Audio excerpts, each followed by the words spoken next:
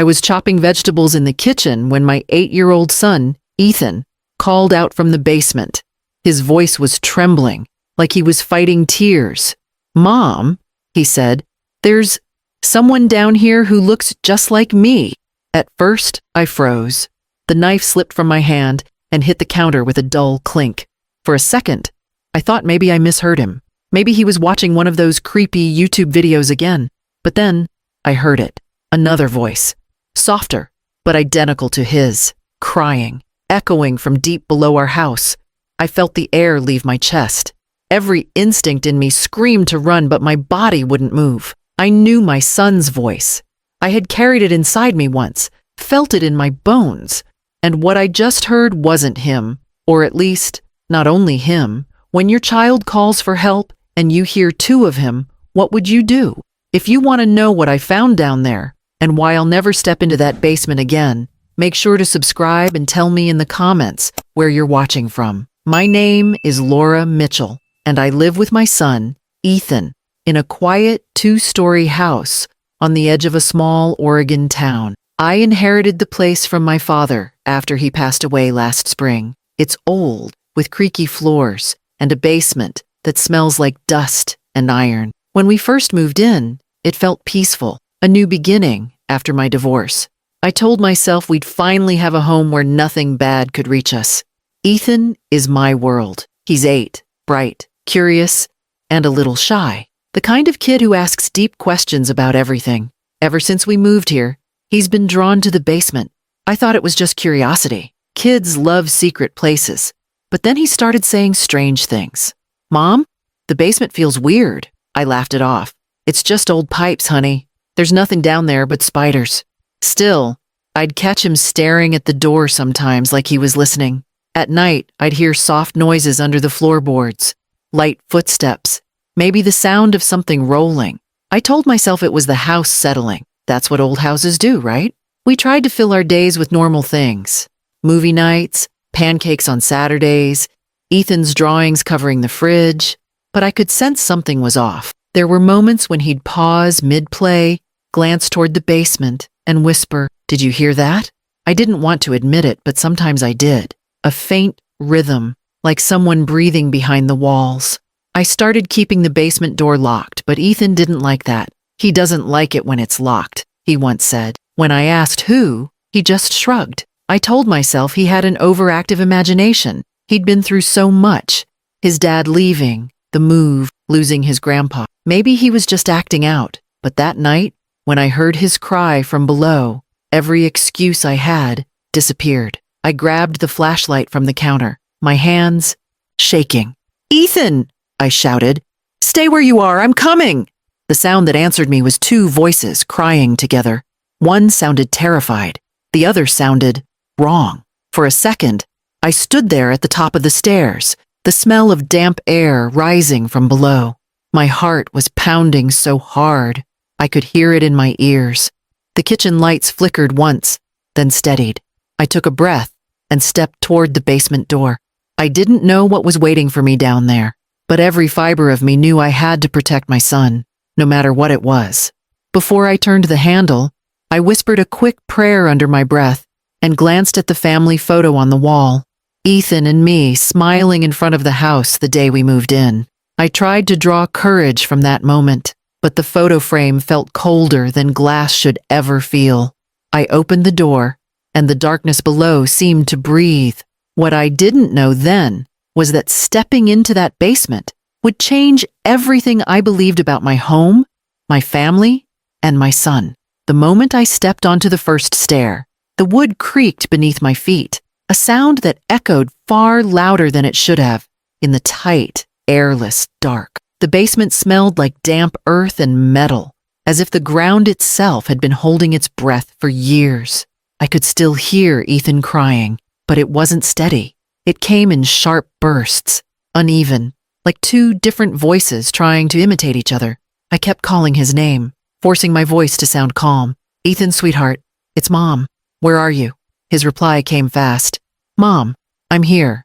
But then, almost overlapping, another voice repeated the same words, same tone, same pitch, but slower. "Mom, I'm here." My skin went cold. My flashlight beam trembled across the steps, catching glimpses of old storage boxes and a metal shelf covered in dust. Shadows stretched strangely long, moving even when I held still. Every instinct told me to turn back and call the police. But how do you tell someone your son is in danger from himself? I reached the bottom of the stairs, shining the light toward the far corner. That's when I saw movement, small, quick.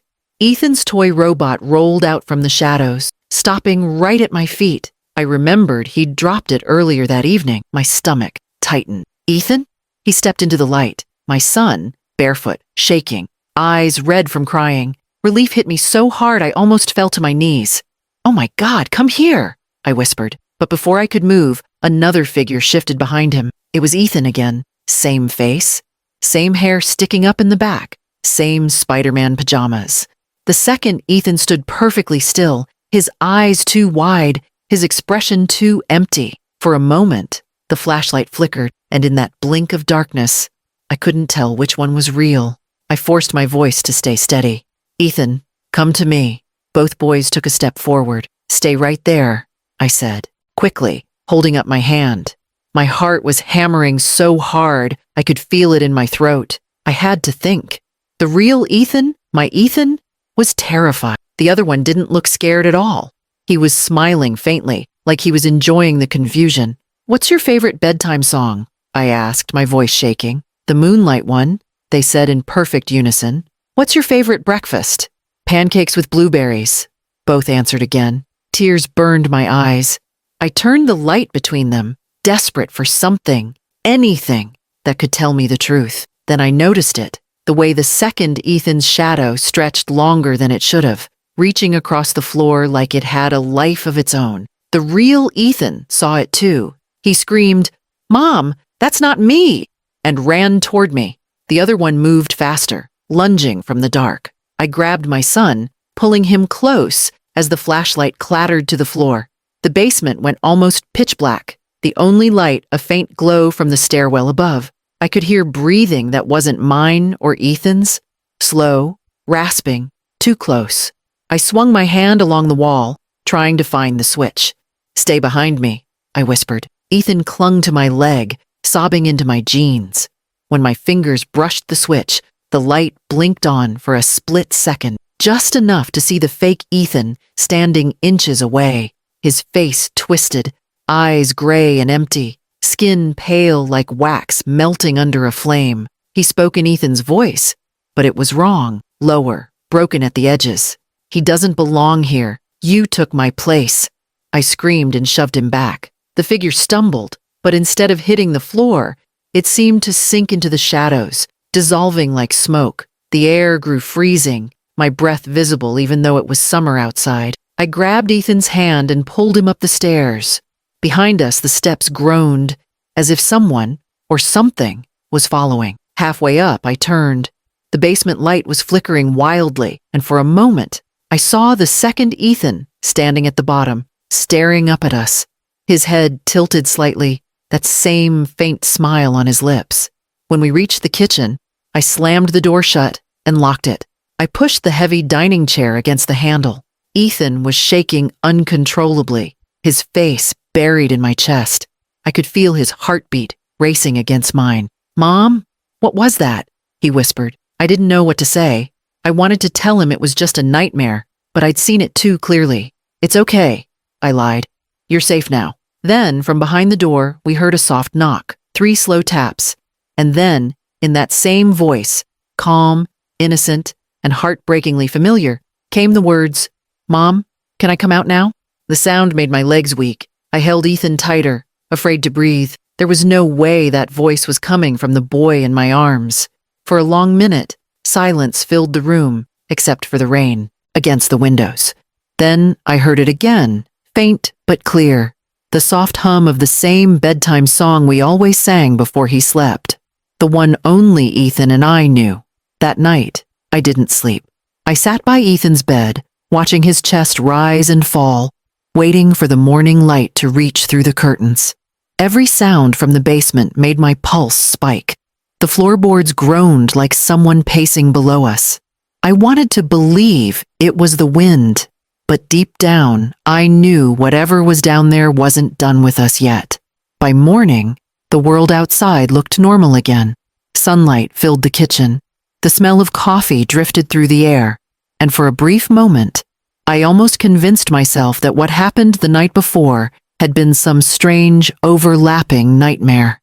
But then I saw the basement door. The chair I had wedged against it was pushed back just a few inches, not enough to open the door fully, but enough to show that something had tried. My stomach dropped. Ethan was still asleep upstairs, curled under his blanket, his toy robot beside him. I didn't want to wake him. He looked peaceful, and peace felt like the last thing left in our house. I stood there staring at that door for a long time. Every sensible part of me said to grab Ethan and leave. Call the police. Stay somewhere else. But logic didn't explain what I saw. The duplicate, the shadow, the voice. How could I tell anyone that my son had a double hiding in the dark beneath our house? I needed to know what was really happening. If I didn't face it, it would keep coming for us. After dropping Ethan at school, I came back with a flashlight, a camera, and a kitchen knife tucked in my hoodie pocket. My hands were shaking so badly I could barely fit the key into the lock. The basement smelled even worse now, like something had been disturbed. I turned on my phone's recorder and said quietly, "It's Tuesday, 8:14 a.m. My name is Laura Mitchell. I'm going downstairs to find out what's making those noises." The moment the door opened, the air shifted. Heavier, colder. The light from the kitchen barely touched the first few steps. As I moved down, the sound of my own breathing filled the silence. Every step echoed like I was walking into another world. When I reached the bottom, the flashlight flickered again, the same way it had last night. This time, I was ready. The basement was a mess. Broken furniture, old family boxes, tools rusting in corners. I started looking through everything. I wanted proof of what I saw, something physical I could hold, something that made sense. I found old toys that didn't belong to Ethan, clothes too small to be mine, and photo frames with their glass cracked.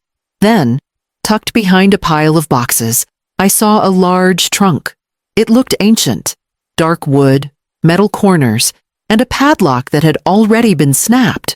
My father must have kept it hidden here. I opened it carefully.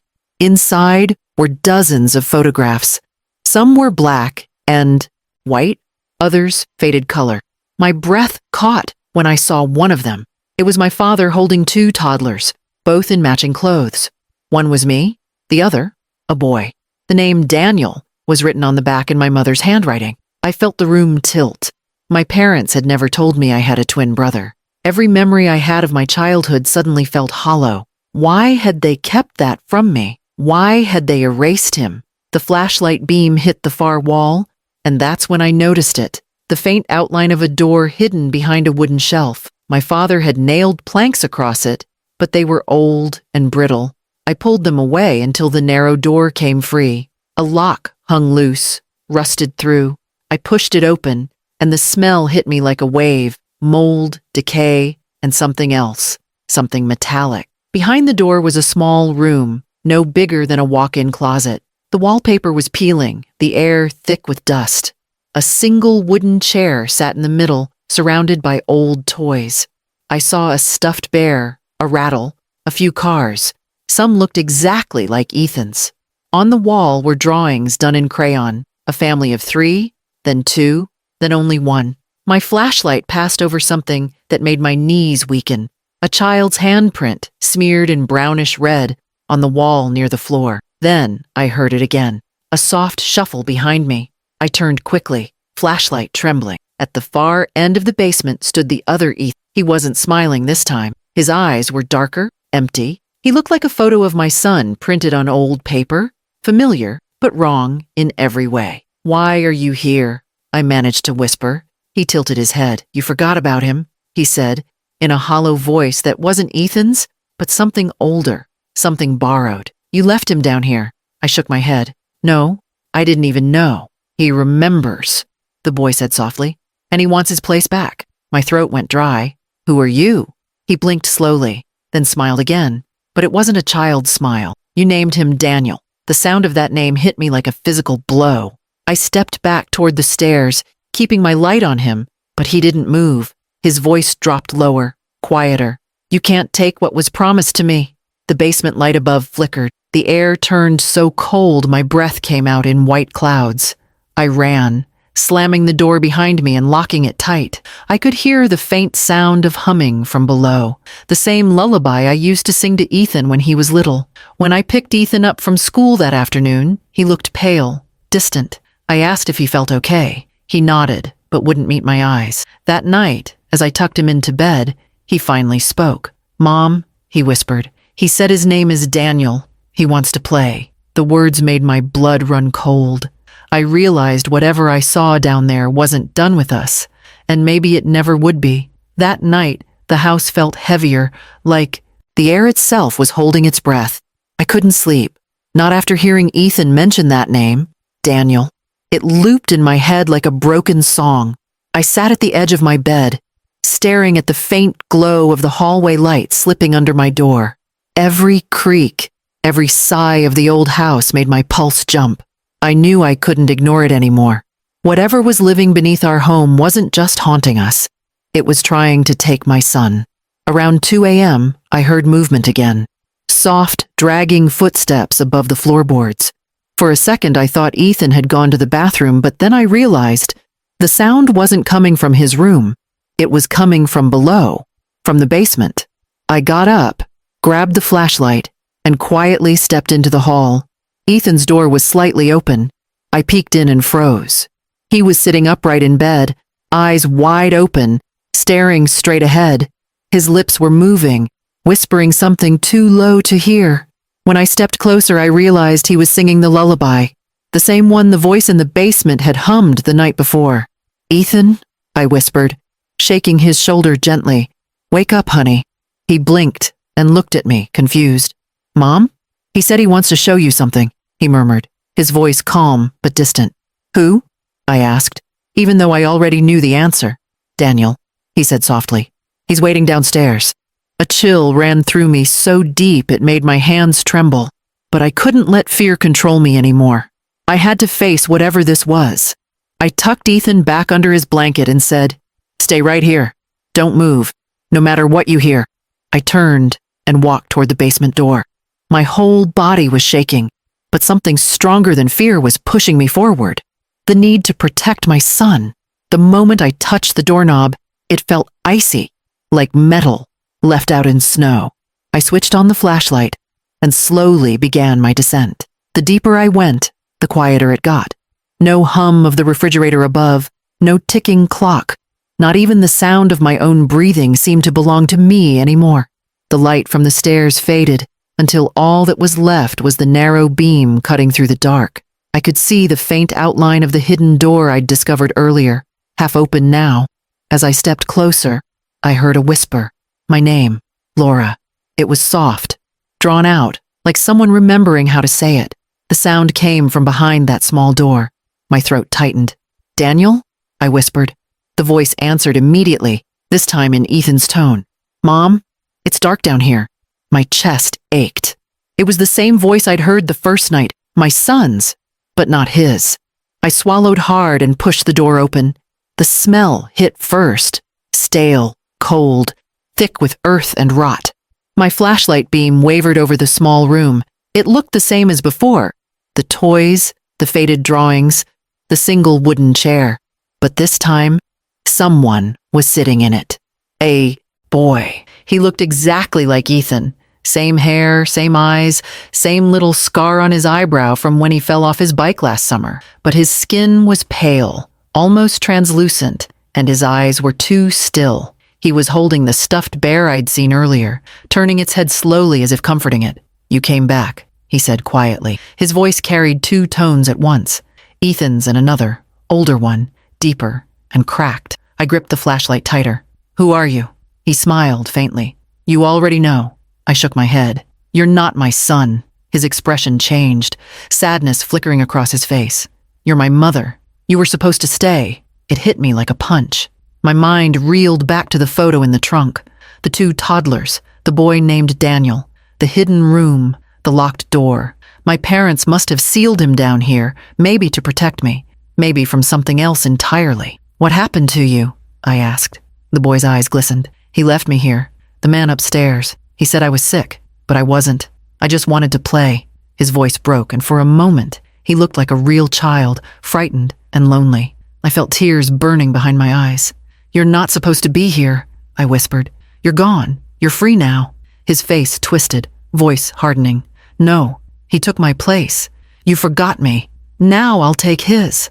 Before I could react, the air around me exploded with sound, a shrill wail that pierced through my ears. The boy's body flickered like a glitch, his face shifting between his own and Ethan's. The lights above the stairs started to blink rapidly, the bulb bursting with a pop. I screamed for Ethan, but my voice drowned beneath the noise.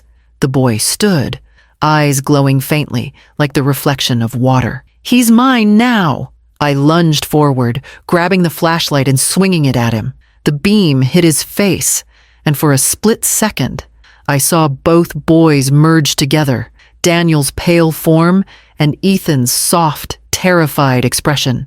I shouted, "You're not real!" The boy screamed, his voice breaking into two distinct tones that tore through the room. The drawings on the wall began to curl, the air shaking around me. The floor beneath the chair cracked open, and a cold wind surged upward. I dragged the real Ethan's toy robot from my pocket and threw it at the figure. The sound it made, a mechanical chime, cut through the noise. Daniel stopped. His expression softened. He looked at the robot in his hand, then back at me. For a moment, he looked peaceful. "I remember this," he whispered. "He gave it to me." Then, as if his body couldn't hold itself together any longer, he faded. The light swallowed him, the air stilled, and the basement fell silent. I collapsed to the ground, shaking, sobbing, the flashlight rolling beside me. When I finally stood and looked around, the small, hidden room was gone. Just a wall where it had been, smooth and unbroken. No toys, no drawings, no sign anyone had ever been there. I ran upstairs, calling for Ethan. He was standing in the hallway, sleepy-eyed and safe. He asked why I was crying. I hugged him so tightly he could barely breathe, but as I held him, I saw his hand gripping something, the toy robot, the same one I had thrown into the basement. He smiled up at me. "Daniel says thank you, Mom." My blood ran cold. The next morning, sunlight flooded the kitchen like nothing had happened. Birds were chirping outside. The world was calm. And for a moment, I tried to believe everything that had happened was just some twisted dream brought on by exhaustion and grief. But then I looked at Ethan, sitting at the table, eating cereal as if the world hadn't just split open beneath us. He looked normal, smiling, talking about school, but something in his eyes had changed. There was a quietness there, a strange stillness that didn't belong to an 8-year-old boy. When I reached out to brush his hair from his forehead, he flinched slightly, like my touch startled him. I told myself he was just shaken. After what we'd been through, who wouldn't be? Still, I couldn't stay in that house another night. The basement, the drawing, the voice. It all lingered in the air like smoke you couldn't wash away. I called a realtor that same afternoon and told her I wanted the house listed immediately. She asked why, and I almost laughed. How could I explain that I'd found my dead twin brother living under the floor? By evening, I had packed a few bags.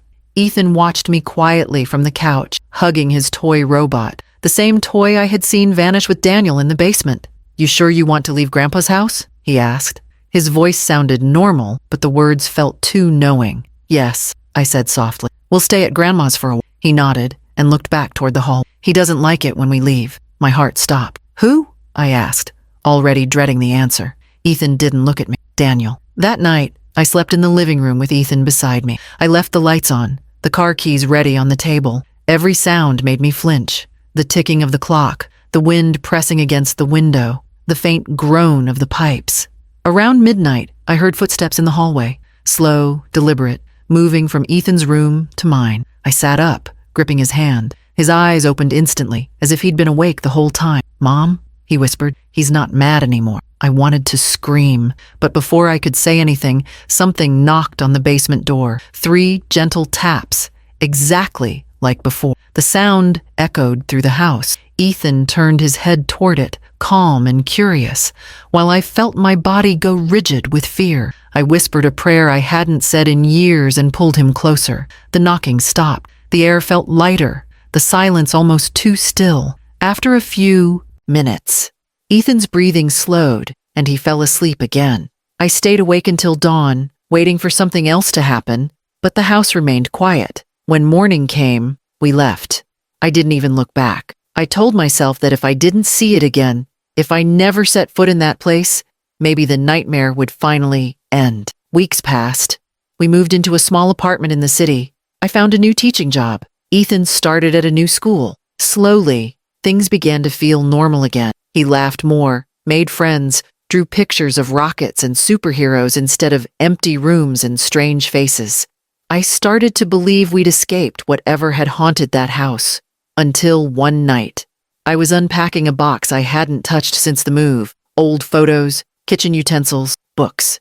At the very bottom was the toy robot, the same one. Its paint chipped, the word Daniel scratched faintly into its base. I froze, my chest tightening. I never packed it. I had left it in that house. I wanted to throw it away, but something in me couldn't. Instead, I placed it on the shelf beside Ethan's drawings. A few days later, his teacher called me. She said Ethan had been behaving strangely at school, talking to someone who wasn't there, referring to himself in third person, saying things like, "He'll come at night when it's quiet." The teacher thought maybe it was a trauma response. I knew better. That night, I sat beside Ethan's bed and asked him directly, "Honey, when you talk about him, who are you talking to?" He smiled, his eyes still closed, as if he were dreaming. "My brother," he whispered. "He said he remembers now. He said thank you for bringing him back." My blood ran cold. I stared at him, unsure if he was asleep or awake. The moonlight from the window fell across his face, and for the briefest second, I saw another face beside his, paler, watching me. I backed out of the room, heart hammering, and stood in the hallway, trying to convince myself it was my imagination. But then I heard laughter, soft, overlapping, two voices blending together in perfect unison. One was Ethan's. The other was Daniel's. Since that night, I've learned to live with it. The laughter, the whispers, the moments when Ethan looks at me and I'm not sure who's looking back. I've stopped asking questions I don't want the answers to. Some families pass down heirlooms. Mine passed down something else. Something that wanted to be remembered. Sometimes, when I walk past his room late at night, I still hear them talking. One voice always says, "Good night, Mom," and another, just beneath it, softly echoes, "Good night." I tell myself it's nothing, just dream. But deep down, I know some doors, once opened, never really close. If you ever hear your child call from somewhere they shouldn't be, don't answer right away. Make sure it's really them first, because once you do, they might not be the only one who answers back. If this story gave you chills, make sure to subscribe to my channel and comment where you're watching from. And tell me, would you have gone down into that basement?